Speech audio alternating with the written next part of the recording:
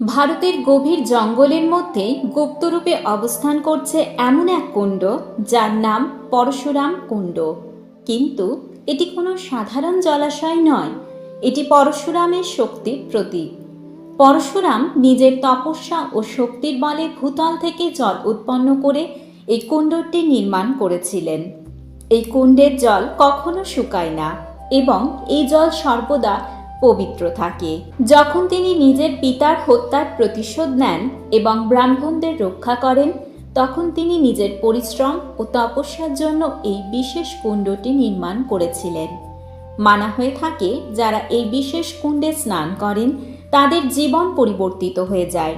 বহু মানুষের এটি অভিজ্ঞতা হয়েছে যে সেখানে স্নানের ফলে তাদের বহু শারীরিক ও মানসিক কষ্টের দ্রুত অবসানও হয়েছে। কিন্তু এই কুণ্ডটি শুধুমাত্র শুদ্ধ ভক্তিযুক্ত মানুষেরাই দর্শন করতে পারেন। কোনো ধরনের আশঙ্কা, লোভ বা দুর্বাসনাযুক্ত মানুষ এই কুণ্ড পর্যন্ত পৌঁছাতেই পারেন না।